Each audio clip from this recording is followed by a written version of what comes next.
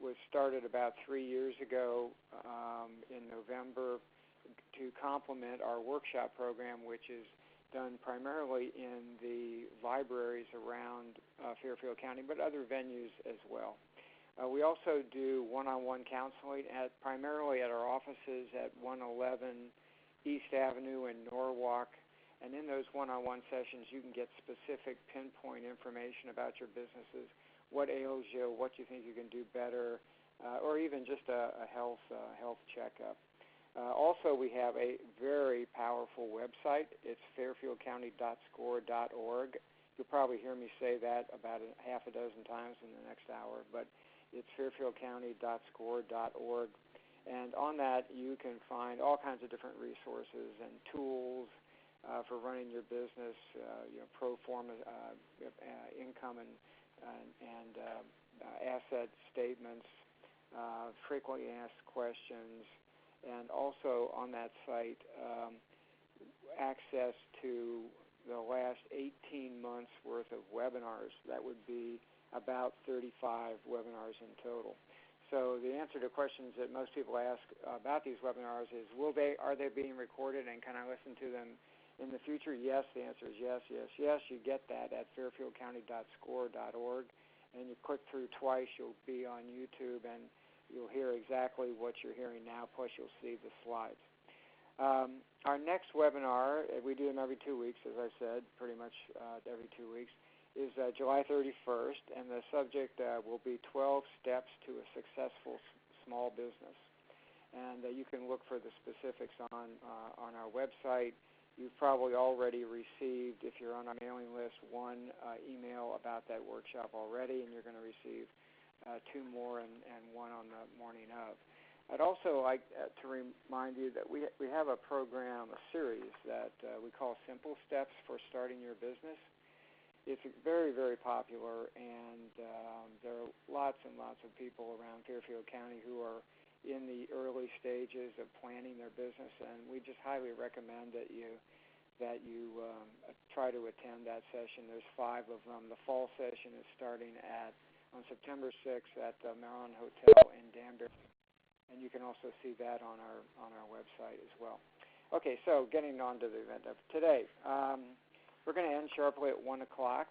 It is being recorded, as I said before, and the link to the recording and the slides will be available later today at fairfieldcounty.score.org. Now, questions. We've set aside time at the end of Bob's presentation to answer questions. The way you do that is, some of you already have when I, like a moron, had the audio flipped in the wrong direction. You can enter your questions down in that chat room, and I'll be monitoring that while Bob is presenting. There might be a situation where I'll feed him a question during his presentation, but for the most part, we're going to handle the questions at the end, and then I'll close and we'll end at 1. You're also going to receive an email asking for you to evaluate the quality of the webinar by the end of the day, so please fill that out. And I do look at each of those, and we try to make continuous improvements to our webinar offerings. Now, on to our speaker. Bob Zukowski is here today with us. He's actually not only runs his own business, but he's also a SCORE business mentor as well. He's been involved in many marketing and strategic planning ventures over his 27-year career, and it's ranged all over the lot. I don't say lot in a derogatory term. I say it in a good term. Large corporations to his own startups. And in fact, in talking before the webinar, I learned he's applied some of the tools he's going to talk to you and techniques he's going to talk to you about today to his latest business venture. So Bob's a hands-on entrepreneur. He started several companies, and he's also an adjunct professor of economics. I'm going to turn it over to Bob now, and I'll be back to you shortly. So, Bob, it's all yours. Thank you, Steve. Good afternoon, everyone. We're going to jump right in because this is we've got a lot of information to cover, and here we go. Okay, so we're going to talk about keywords and how they drive search and eventually people to your website to make a sale, or to get them to call you, to get them to email you, to set up an appointment, whatever the metric is that you're trying to achieve. How do you get people to come to your website and engage with your company? So we're going to start. What is a keyword? Keywords are phrases that are used to match your product or service with the terms your customers are searching for. So that little search bar on your computer or your smartphone is really the gateway, basically, to your marketing. Everything that's going to be searched is going to go through that little bar. Interestingly, the amount of search, it's approximately 60 to 70% of search goes through a smartphone nowadays. So it's absolutely critical to have your website optimized for phone search. That's a whole other topic, but I just wanted to point that out. So keywords, I consider keywords as the fuel that drives your SEO and to your website. And keywords are something that are they're determined over time. They're not something that you do one and done. It is something that you work on constantly to refine and to update. So we talk about goals. What is the goal of your website or of your search, of a search or somebody finding your website? Is it to gather more email addresses, have somebody walk into your storefront, a phone call, educate consumers about your product or service, or sell to your consumers right online? It could be sometimes in the consulting business, people want to set up a meeting. So you have to determine what the goal is so that you can choose the right keywords that people are going to be looking for you. So here's just a little guide. What is your specific objective? What's going to motivate your potential customer? What action do you want them to take when they get to your website? How are you going to engage them? And then how do you measure success? And we call that key performance indicators. How do we measure success? It's my opinion that if you don't set a goal to measure against, how do you know whether you've been successful or not? So you want to have an objective. What's going to motivate that potential customer? What action do you want them to take when they arrive? And how do you measure success? Okay, so I'm going to use SCORE as an example. Okay, so our business objective is to increase workshop attendance. What motivates people to come to us? Well, they want to learn new business skills. What action do we want them to take? We want them to sign up for a workshop. We want them to become a client of ours. We want to mentor them. We want them to select someone within the organization to be mentored. And what is our KPI, our key performance indicator? The increasing number of attendees or mentoring sessions. So that's how we measure success. In your business, the objective may be to gather an email, to sell a product. The motivation may be that this person has searched for this product. You have a landing page or a page on your website that is offering them exactly what they're looking for. You want them to purchase, and the number of purchases over a period of time is your KPI.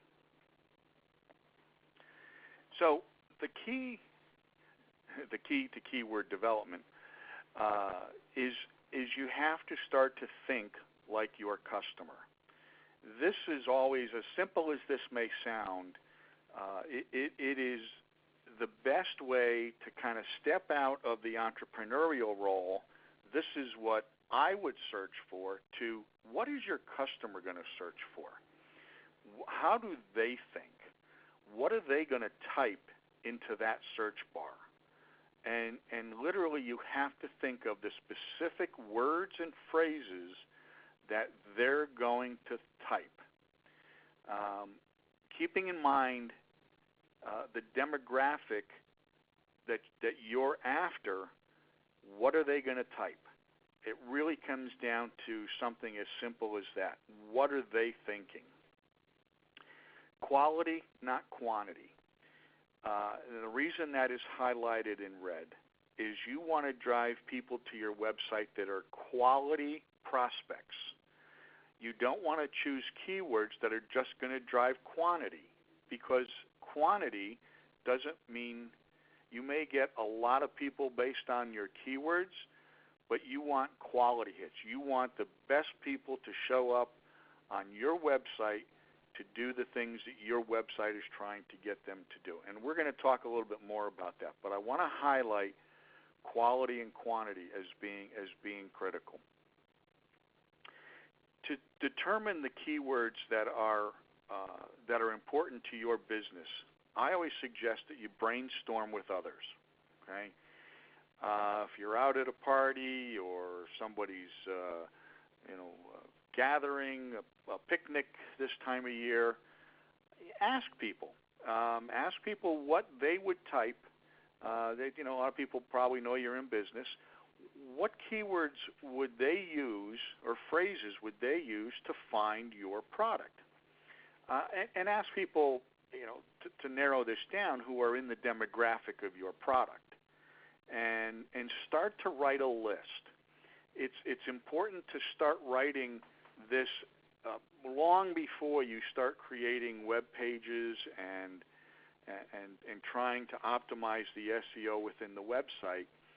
But start writing, those 10 to 20 keywords or phrases that people are going to be telling you that this is what they're going to put in that search bar.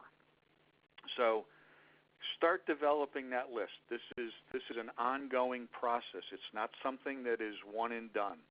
This will go on as you gather metrics against your KPIs. Keywords are going to change. Sometimes you'll want to do 2 landing pages on your website for similar content but with different keywords, and see which one performs best. So for Google, for keyword development, one of the ways to get a start on this is to literally just go to Google and start to type in what you think might be, or what other people might think is a keyword string, or as they say, long tail keyword, and see what Google serves up. So this is what I mean by that. So if I'm looking for a SCORE mentor, and I type in business, MENTO, you can see a list of what Google says are search terms that are appropriate for what you just typed. Just as simple as MENTO will drive, and obviously that second one, business mentor in Fairfield County, Connecticut. It knows where you are, and it's saying, oh, this person's looking for a mentor. You may be looking in New York, business mentorship, business mentor definition. So you can get an idea of what, as you type in the Google search bar, what Google is going to serve up. And as you continue that, typing those keywords, you'll see Google is serving up to you things that are highly searched based on what you're putting in the search bar. That's a starting point, okay? So let's get back to the quality versus quantity. Okay? Broad market keywords versus long tail keywords. Okay? A broad market keyword, for example, Steve mentioned I have a company. I'm in the mattress industry. A broad market keyword in the mattress industry is if somebody just types into the search bar mattress or mattresses. You get a huge amount of results. If you're trying to compete for the word mattress, it's extremely competitive. It's almost impossible to rank, and it would take an enormous amount of time for you to rank for that one keyword. Okay? So that's going to drive quantity, but you're going to be so far down on the organic search, you'll hardly ever be found. A long tail keyword, let's say, for example, best mattress for side sleepers. Much more focused. It's less competitive because there probably aren't a lot of people out there searching for that, or not searching for it, but companies that are offering the best mattress for side sleepers. And it'll give you a shorter time to rank higher up on the organic search. So the more focused, and it may take, and many times it's a long tail keyword or a phrase that people are going to type that'll drive the organic traffic to your website. So although you may be in the, and I'm just picking another industry, say you're in the cosmetics industry, that's a huge, broad term, but you make a skin conditioner for a particular, under the eyes, let's say. That's a very specific long tail keyword that someone may be searching for. Okay, I hope that helps to clarify quality versus quantity. Here's an example. I typed into Google used cars for sale. Okay, as you can see, I got 44,500,000 results, and I got ads at the top of the search. Okay, so it's a very broad, even though it's a phrase, it's still a very broad keyword string. Okay, so let's refine that a little bit. Used cars for sale near me. Okay, we went from 44,000 down to 44 million down to 9 million, and we're getting a little more focused. All right, so let's go down a little further. I live in Shelton, Connecticut. Used cars for sale in Shelton. Now we're down to 241,000. But notice at the bottom, we're starting to serve up. Google is starting to serve up local companies. D'Addario Nissan, Curtis Ryan Honda, Kimis's Garage. So we're starting to see local companies. So many times, if you're a local company serving Fairfield County or Norwalk, Connecticut, if that's the geography of your company, you want to focus on people that are going to be in that geography and trying to find you. So don't forget to add the location if you are that specific to a geography. Maybe it's Connecticut, maybe it's New England. It gets a little more challenging as you grow to you're the U.S. or you're the world, but if you're a local business and you have a specific geography, certainly use that in your search terms. Okay, now we're going to go one layer down. Used blue Honda Accord in Shelton. I'm looking for a Honda.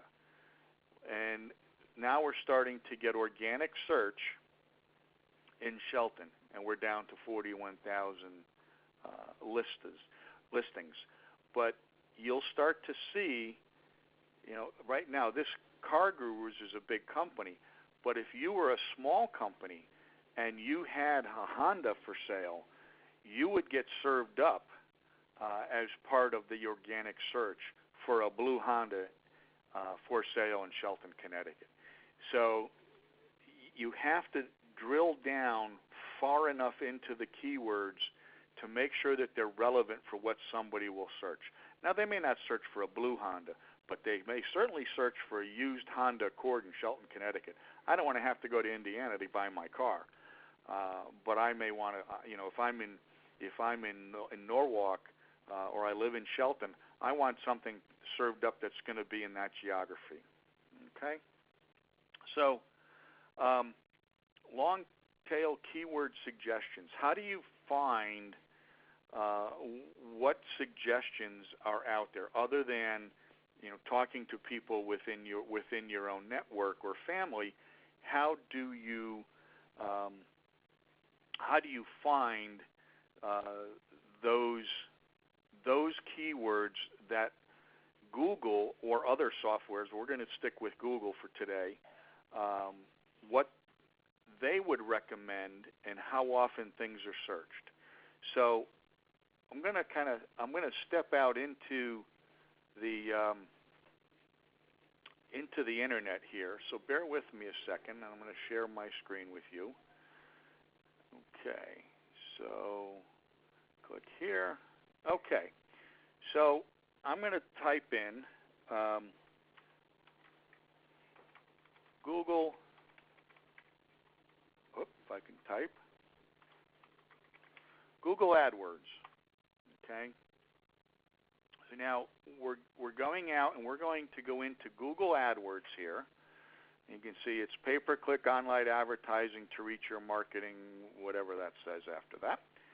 So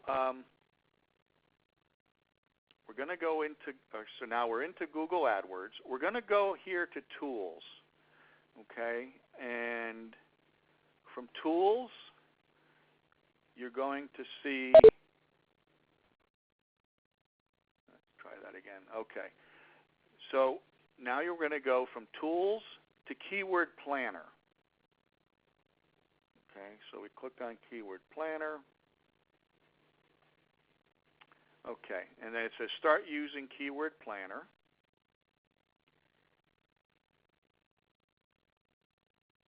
Okay, where did we end up here? Start using Keyword Planner. Oh, okay. All right. So I have to log into my use another account. Okay. Bear with me 1 second.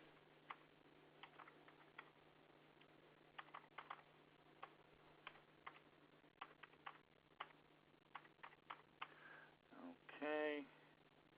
So long as you have a Gmail account, you can do this.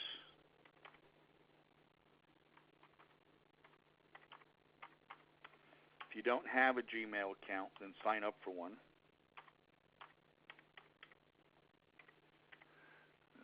Okay.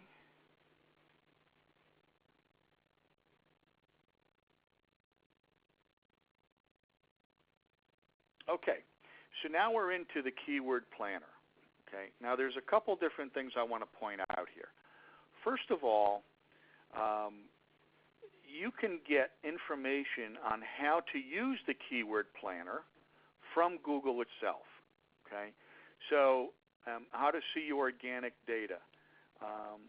These are very helpful. So as opposed to going and you can watch YouTube videos or you can take classes. I would start with the data or the information and the training that Google serves up itself. So how to use a keyword planner would be a great way to start. So, but I'm going to show you here, we're going to start with search for new keywords using a phrase, website, or category. So we're going to click on that. And I'm just going to type in, as I used the example before, mattress. Okay. Now, I'm not using a landing page from my website or a product category. My targeting is the United States. I want English. I'm using Google. We're not going to use any negative keywords at this point. That's a different topic. So we're going to get some ideas. Okay. So again, this is a very broad keyword term, and you can see, okay, it's going to serve me up a lot of data. This keyword is searched between 10 million and 100 million times a month, okay, which is a lot of searches for the word mattress. Some of the information that you see here, suggested bid. This is if you were using it as a pay-per-click. This is what it would cost you if somebody clicked on the term mattress, if that's what you were using as your keyword. So it can get very expensive. That's why I always recommend use long-tail keywords very specific to the product, so that you're not spending money that's not going to drive results. That's really the focus between quality and quantity. But we're not going to talk about the bid today. But you can see here not only is mattresses, but Google is telling you here are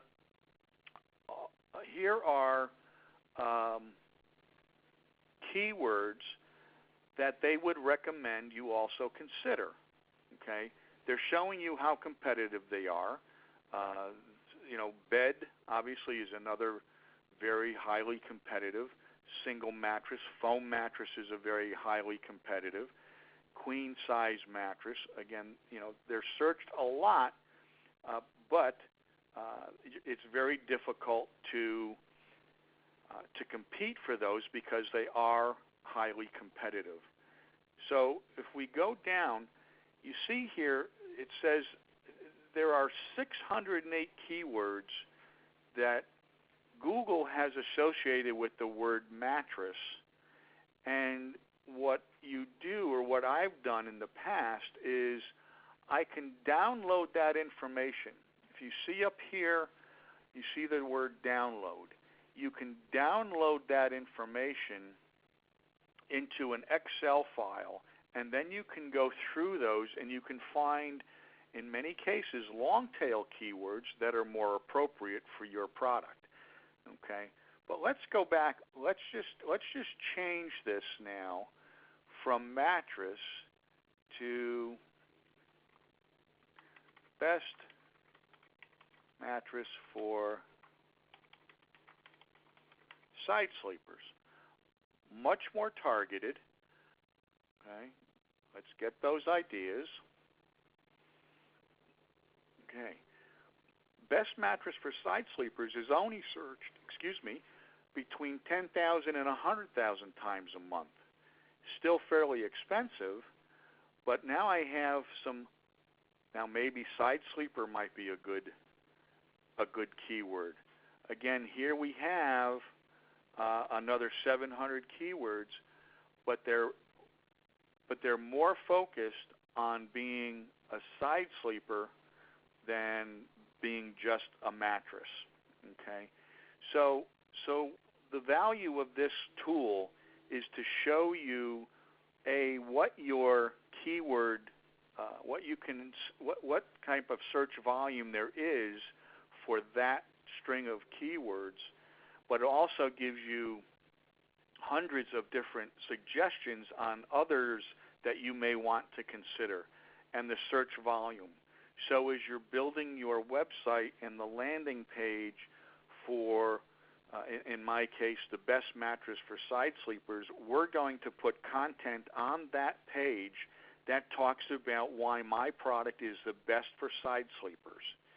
So when this is the first part of the process. The other part is, we mentioned up front in the presentation, that what do you want the person to do when they get there? You want to engage them on that page. You want them to see, if I'm looking for a best side sleeping mattress, your web page, the landing page, had better engage them right off the bat, because you don't want them to get there. You've gotten them there. You've done the hard work, but you got to engage them once they get there. And that's the content that's going to be on that page. So this is a great tool. Now, there are other tools out there. You can simply Google keyword tools. and there are others out there that are paid. Google is free with your Google account. So take a look at this, try some, see what works for your product or service, and it'll get you some data that you can start to use to build your website. Okay, so now we're going to go back to. Let me just close. Nope. Green arrow back. Okay. So the long tail keywords, the longer and more specific those keywords can be, the better off the search results are going to be for your product. Okay? All right, we just went there. All right. So I'm going to show you how, with the SCORE website, how that works, how we have found success using some of those tools. So how to start a business, if you type that in, you get tons of information, primarily the SBA, entrepreneur.com, the balance, you get tons of information. So when the website for our SCORE chapter is built and the pages are built, we may use those terms, but that's not going to drive. We're not showing up here in the top organic searches, okay? And this is the entire page. We're not on it. We're not on it at all, okay? So that's the entire page. We're not even listed, okay? How to start a business in Fairfield County, Connecticut. My green circle went a little south here on me, but here we are. FairfieldCountyScore.org, organic search. We're number 4 on the list. Okay? And the more content and times that we talk about on our website, how we are the source for counseling and mentoring for business startups in Fairfield County, our geography, we do mentor people outside of Fairfield County, but the majority of the people that we mentor are within Fairfield County. And in the Bridgeport area and up the valley now, that's where that's where our sweet spot is. So when you do that and you get the right keywords in place, how to start a business in Fairfield County, Connecticut, very specific, geographically related, your probability of being ranked in the top or on the first page of the organic search is much greater. Now, I will tell you that as you develop your keywords, and even being as specific as we are here, it will take time for you to be ranked on the organic search. Typically, it takes about 3 to 6 months for those search terms to be ranked higher up on the organic search. So, I mean, there's a lot of things that drive that, quality score, how many times people are searching. There's a lot of metrics behind the scenes that at Google that you don't see. But typically it takes a minimum of 3 months to start to see your organic search come up. So give it time, stick with it, try other landing pages and other search terms to drive that organic. Doesn't mean you just have to have one landing page for a particular set of keywords, but use multiples. Do what's called A/B testing. Which one's working best? But you have to give them for it to get through and move up on the organic search. Okay. So, keyword strategies. Again, laser focused on your customers' needs. You got to get into their heads. You got to think like the consumer. What would you be typing? Keywords are developed and refined over time. They're never one and done. You keep trying over time, and this could take a year. But as the metrics are given to you through Google, you can refine and become more and more focused. Utilize the SE tools, to optimize the content of your site. Now, what that means is, and I'll be specific here for a second.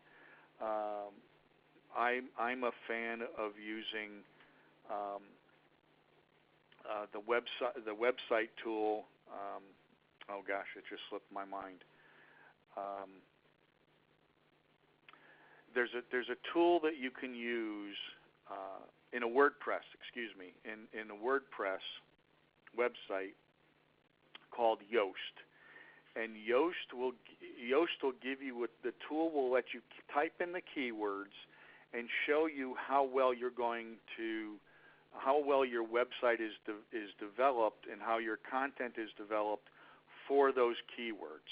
Okay, so if you're using one of the templatized formats, a Wix or a Squarespace, they also have some of these tools. Use those tools to maximize the content on the website. It has nothing to do really with the search, but it's telling you that if you're using these keywords, your content needs to be improved, or it fits the criteria that Google is searching for. So if it's a WordPress website, I would recommend using Yoast. The Wix and Squarespace and those types of websites, they have those tools built in. Again, typically it's a 3-month to recognize trends, test various content combinations.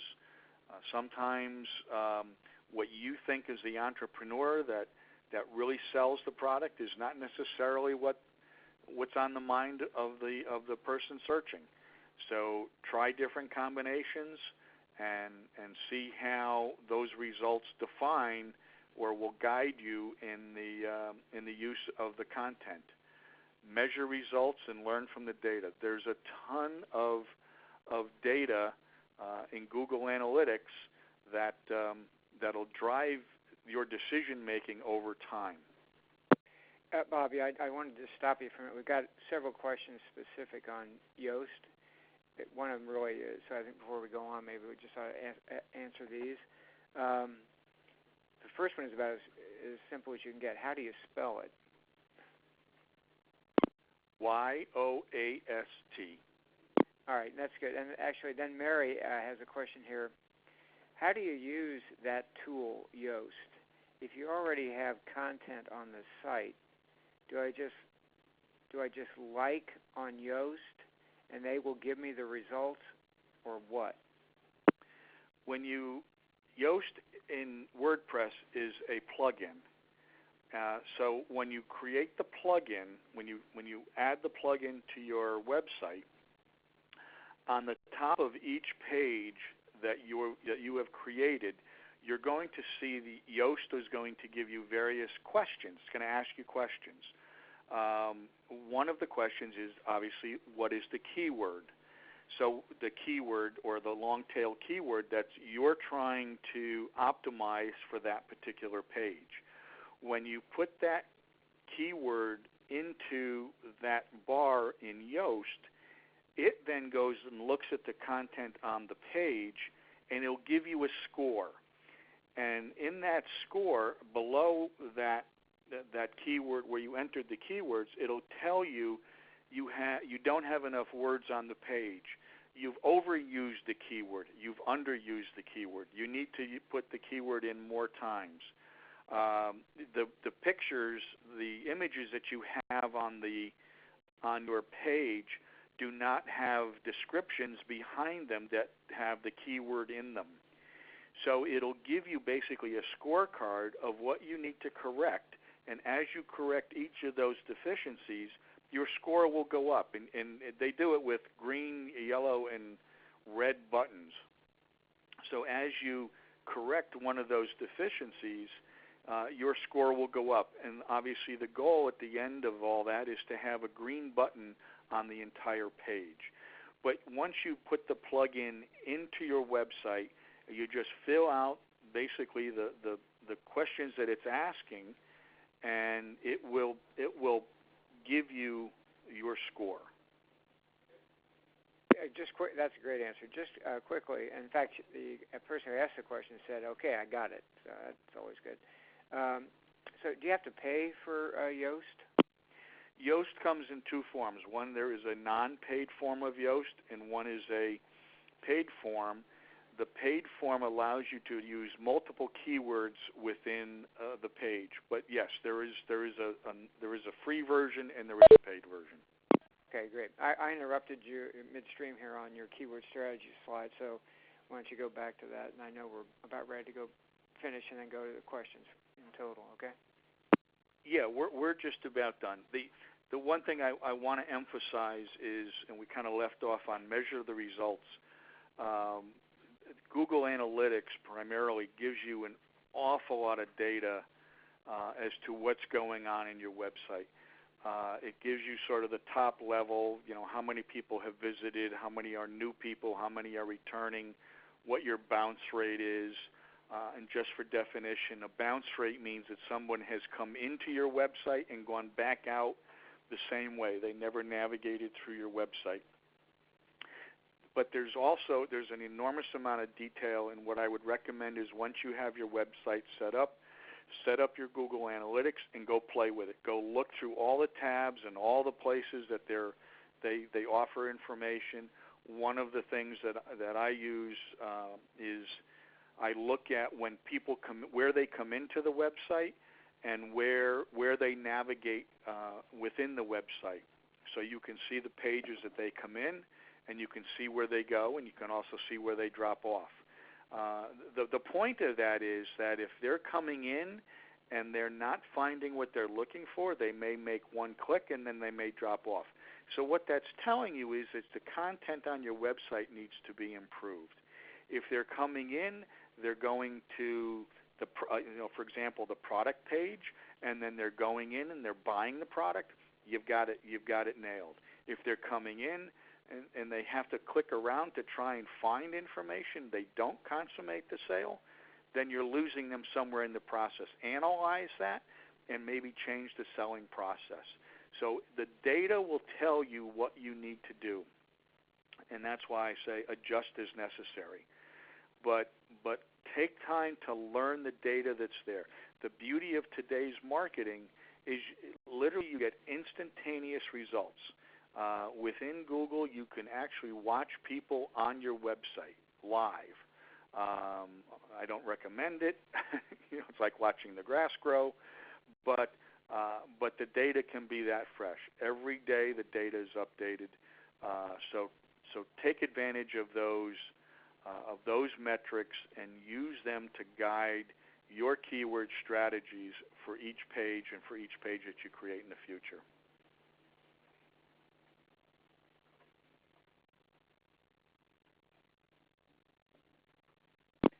Okay, good, great, Bob.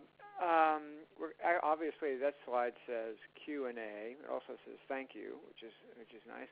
So I've got a lot of questions here, and I've been reading them and trying to sort through this. I'm going to start. The first question was asked by Mark, and it's actually kind of like a beginning question. It has to do with ranking of a website name. And I guess the core question here is, how important is ranking when it comes to site name? He also says, if I have no web presence and want to start by looking for a website name with high ranking, how important is ranking when it comes to site name? Well, site name is not going to get ranking. A site name, I think, in the URL, I think it's more important that the URL says something about what the business does. Now, there's a lot of companies out there that create sort of different kind of names, like Google. Google doesn't tell me what Google does. It's a search engine. That's a brand awareness that's developed over time. Now, when somebody says, well, go Google it, we know what they're talking about. It's like what Xerox was. Somebody go make me a Xerox. We knew that was a copy. But it's my opinion that the URL should be a descriptive of what the business does. I believe that's what helps the ranking, because people, if people are looking for a mattress, maybe something with sleep, something with bed, something with the description of what the business is. You can try and do something that's a little eclectic, but that takes time to build brand awareness. If somebody comes across your website and they see, this is a Norwalk Cosmetics. They know you're a cosmetic company in Norwalk. So I think it's more important to have a name of the URL be more descriptive of what the business does. And there's a happy medium. You don't want it to be 10 words long, but you want to have it somewhat descriptive of the business. Okay, good, great. Here's one. I don't quite understand this question. Hopefully you will. It's how do you check someone else's keywords? How do you check someone else's keywords? That's a great question. There are several sites out there. One that we use is called SEM Rush, R-U-S-H, SEM Rush. And if you type in, now this is to get good data, you need to buy the paid service, and I don't know the cost of it off the top of my head, but you can even go into it and get an indication. You don't get a lot of data, but it'll give you some indication of what they're using for keywords. You can also look at a lot of their metrics. You can see how many people are visiting their website on a monthly or annual or daily basis. There's also another one out there called SpyFu. Again, it's a paid service. There are a number of them out there that you can pay for, and you can find out exactly what your competition is using in terms of their keywords and how they're ranking. Now, use that information with a grain of salt. It's not 100% accurate, but it's enough. There's enough accuracy in it to give you an indication. But those are two that I know, and as I say, SEM Rush is one that I use. Okay, great. And so we have a series of questions here from Faretta, and I'm going to try to package them together here in some way. Here's you mentioned before about international and U.S. lists versus non-U.S. The question here is, can you both target U.S. and outside U.S.? But I know you can target both U.S. and non-outside, but it's separate. Can you do it separately? So you get to find out how one campaign is doing outside the United States in different countries, since I'd have to market differently in different countries. So I guess you got the U.S. right. So you go outside the U.S. Can you do it by country, since the way I'm going to have to market could be different by country? Well, yes, certainly, because typically if you're going outside the U.S., you'll have web pages that are in that language. Even though they may speak English, they may use words differently than we do in the U.S. But typically, if you're marketing in France, your web pages are going to be specific or be written in French, and yes, you can just set those up within Google to only be shown in France or French-speaking countries. That's in the webmaster of Google. So that's a much more extensive conversation. But But yes, you can do that, and you can just see, you can set the metrics up to view just what's coming in through those pages, obviously, and obviously those countries. So yes, you can set it up and make the metrics tell you what's coming in from various countries. Okay, thanks. Here's one from Bonnie. This is kind of complicated.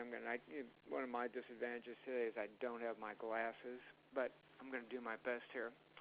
Okay, so she is in a charity organization, and when it comes, she says, if I use the same keywords as, for example, best charities to donate to, in my area, a lot of opinions are at the top of the search list without verification. How do you compete with that, as those giving those lists benefit from those lists with fees they have received from memberships? So I guess it's like, people are I don't understand exactly how this works, but there are a lot of opinions on the top of the search list without verification. How do you compete with those? Does that make sense?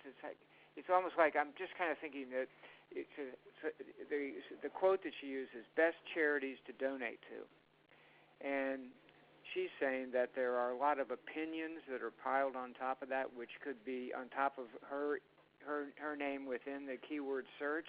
How do you compete with companies who flood the best, or maybe it's kind of like through a Yelp kind of a thing, or some kind of like, evidently they get something for flooding it with Bob's got the best mattress company, even when Bob may not, because it's never been verified. Sorry for all those words, but see if that helps. Does that make any sense? Okay, I think I can. If the best charities to donate to is a very broad, long tail string. Best charities for Alzheimer's to donate to. I think you have to be specific to the charity itself. And so let's break that down. You could have a landing page on your website for Alzheimer's. You could have one for autism. You could have one for the Cancer Society. Whatever the specific charity that you're looking to fund or get donations for, have a specific landing page, optimize that page for that particular, for example, like Alzheimer's. Have a lot of information on there. Have, you might want to have Alzheimer's events, and as much of the content that you can populate in there about Alzheimer's, that will kind of separate you. And again, geographically, that would separate you from the best charities to donate to. It's too broad. You have to drive that down to a specific charity. I hope that helps. Yeah, I think that's helpful. Right. Hey, I got a couple questions here. I think there's some confusion about the definition of a landing page. Could you just kind of like describe how you would define landing page in all this context? Sure. Let's say, for example, I want to run a specific campaign for a product, and I want to create just one page that's going to be specific to that product.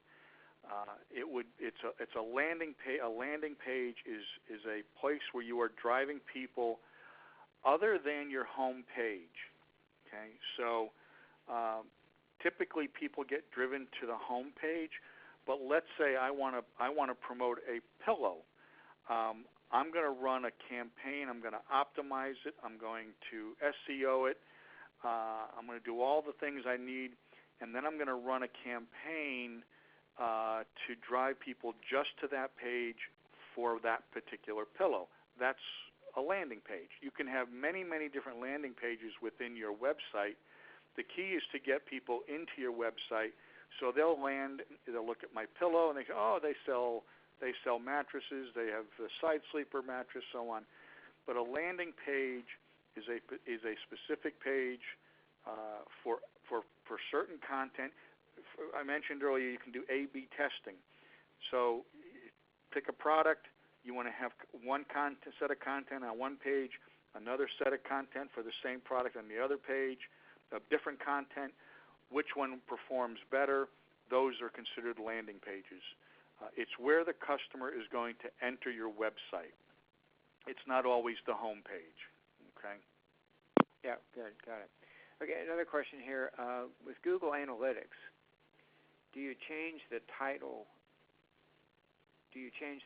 When do you Google to product the description? When do you Google to product the description? Is that where you change your meta description as well?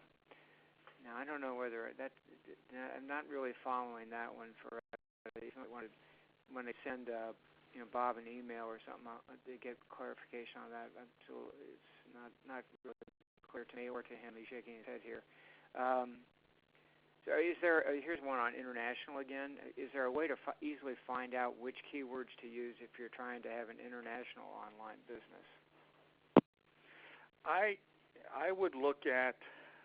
I would try one of the SEMrush. I've not, to be honest, I have not looked at international competitors. But I would search SEMrush or SpyFu or one of the paid services to try that. I don't know specifically if they have. I'm sure the data's there because it's all going by URL. But I have not personally done that, so I'd have to tell you to try one of those services. Okay, great. Let's see, I'm getting it. Yeah, okay, so I'm getting a lot of help here locally. So let's get back. By the way, we've only got like 2 minutes left here, so I'm going to try to read through and pick one. So here's one, kind of an easy one, I think. I know SEO is search engine optimization, but when people say work on SEO, does that mean using the right keywords? It's a combination of several things. It's working on the right keywords. It's creating the right content for those keywords. It's making sure that all the content on that page is specific to those keywords. So, it's like, when Google goes out looking, it finds the URL, it goes into the website, it finds the page, finds the keywords. This is relevant to this search. So SEO is that entire process of Google, somebody typing in the keywords, the search terms. Google goes out and finds relevant. That's how you get ranked, is by relevance. And the relevance of that page to that search term and the quality of that content will serve you up, higher up on the organic scale. So it's the entire process. Yeah, that's what I was thinking too. Okay, I'm going to cut it off here. There are a couple of other questions that haven't been answered. I think, Mary, you also want to send Bob an email on your question. So I'm going to, first off, thanks, Bob, for presenting. Great, very informative, greatly appreciated by everybody, as I can tell by some of the comments here. Okay, so just in closing, remember, we have 2 webinars a month, and it's usually the first and third Tuesdays, but you can always find out what's coming up by going to our website. We know the next one is July 31st, and the topic is 12 steps to starting a successful 12 steps to a successful small business. That's like running it more than starting it. I'd also like to, since there were so many questions about international on here, which is actually a little bit unusual for our group, but we are getting more and more of that, and many of you have seen all this buzz about GDPR and what they're doing in Europe about privacy. We have a webinar coming up on August 7th on this subject, so I'd highly recommend that those of you that are interested in kind of making sure how you operate on the internet is consistent with these evolving privacy laws, have the latest information. And that's, again, on August 7th on GDPR. And you can see that at our website. And if you're registered with us, you'll be getting marketing information on that as well. So that's all the time we have. A big thanks again to Bob Zukowski for helping us out here today. Don't forget to visit fairfieldcounty.score.org to see the archives and everything else we have to offer. Have a nice day, and if you're in the Northeast here, enjoy the heat. It won't last long. We'll be complaining about it. We'll be complaining about the cold in February. Thanks very much for joining us. Bye-bye.